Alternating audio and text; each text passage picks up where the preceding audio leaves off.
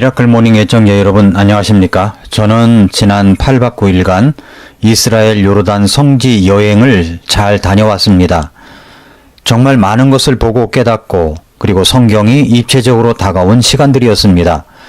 기도해 주시고 격려해 주신 모든 분들에게 감사를 드립니다. 미라클 모닝 이 시간은 이스라엘 성지 여행을 하는 동안 하나님께서 제게 깨달음을 주었던 것들을 나누려고 합니다. 그런데 제가 이스라엘 성지 순례라고 하지 않고 이스라엘 성지 여행이라고 말을 썼지요. 그런 이유가 있습니다. 이스라엘을 가기 전까지는 성지 순례라는 말이 그냥 성지에 여행을 간다는 것으로 생각을 했습니다. 자연스럽게 성지 순례 다녀온다고 했습니다. 그러나 이스라엘과 요르단에 가보니 순례라는 의미에 대해서 다시 생각하게 되고 그 단어를 잘 써야 되겠다고 생각했습니다. 이 부분에 대해서는 제 아내가 같이 여행을 다녀온 뒤에 칼럼을 쓴 것이 있는데 인용을 하자면 이렇습니다. 성지 순례는 콘스탄티누스 대제의 어머니인 헬레나가 맨 처음 시작하였다고 합니다. 헬레나는 터키 이즈미르 출신입니다.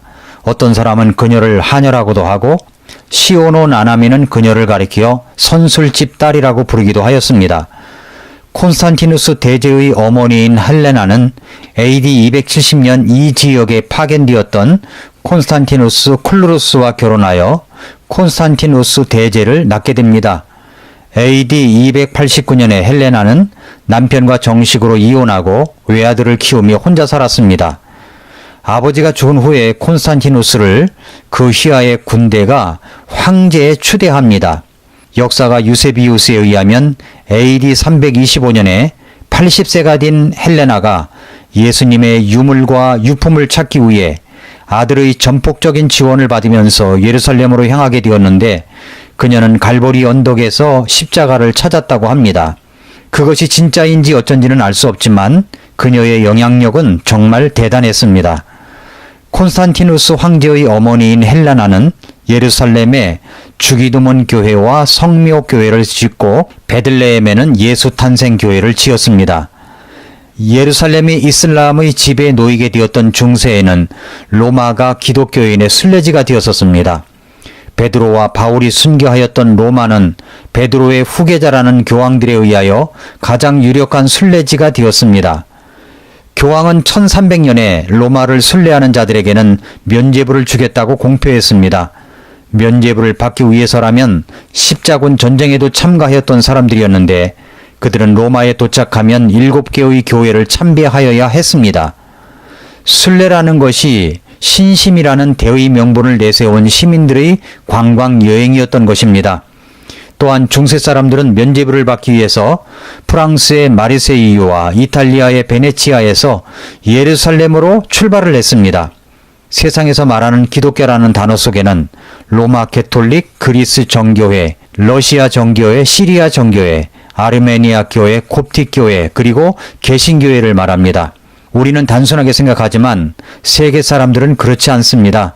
특별히 성지에 가보면 그것을 확연히 알 수 있습니다. 우리나라에서는 볼 수 없지만 유럽에 가면 로마 캐톨릭과 그리스 정교회가 주류를 이루고 그들이 세운 성자와 성유물과 성유골에 대한 신심이 얼마나 깊은지 알 수 있습니다. 마가의 유골을 모시고 있다는 베네치아가 마르세유를 압도했고 베네치아에서 예루살렘으로 출발하면 면죄를 더 받는다고 하니까 그렇게 믿고 따라가는 사람들을 보면 정말 이런 미신도 없을 것이라고 생각합니다. 그렇게 사람들은 성지를 순례합니다. 자신의 죄를 지은 것을 면죄받기 위해서입니다. 그런 전통이 지금도 내려오고 있는 것 같습니다. 이스라엘을 가보니까 어떤 곳은 성경을 입체적으로 알 수 있게 되어서 소름 끼치도록 깨달음이 오는 곳이 많았습니다. 그러나 또 어떤 곳은 오히려 실망을 금할 수가 없었습니다. 그런 곳은 모두 로마 가톨릭이나 동방정교회가 성지를 신전처럼 꾸며놓은 곳들이었습니다. 저는 성지 순례를 한 것이 아닙니다. 예수님께서 사셨던 곳, 성경에 나오는 지명들을 여행하고 온 것입니다. 그래서 성지 순례라고 하지 않고 성지 여행이라고 부르기로 했습니다. 오늘 본문은 예수님의 사역 중에 가이사랴 빌립보에서 있었던 이야기를 담고 있습니다. 마태복음 13장 1절에서 예수님께서 가이사랴 빌립보 지방에 들어오사 자기 제자들에게 물어 이르시되 사람들이 나 곧 사람의 아들을 누구라 하느냐 하시니 라고 말씀하십니다. 예수님께서 가이사랴 빌립보 지방에 가셨습니다. 그런데 제가 그 땅을 밟았다는 것입니다. 그 땅을 갔습니다. 얼마나 감개무량한지 이루 말할 수가 없습니다. 그곳은 정말 비옥한 곳이었습니다. 헬몬산 기슭에 자리 잡은 가이사랴 빌립보는 사시사철 넘쳐 흐르는 맑은 물과 늦가을부터 초여름까지 눈 덮인 헬몬산의 설경으로 인해서 참 아름다운 곳이었습니다. 헬몬산에서 흐르는 물이 내를 이루고 흘러 갈릴리 호수로 들어오는 그런 지역이었습니다. 주전 4년 헤롯 대왕이 죽자 그 아들 헤롯 빌립이 분봉왕으로 이 지역을 다스렸습니다. 빌립은 이곳을 아름답게 정비하여 북부 지역의 수도로 삼고 이름을 가이사랴 빌립보라 이름하였습니다. 로마 황제인 가이사와 자신의 이름 빌립을 합쳐 부른 것입니다.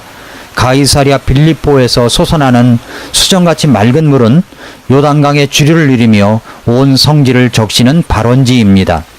여호수아가 건넜던 그리고 나아만 장군이 물을 담갔던 물도 이곳에서 흐르는 요단강 물이었습니다.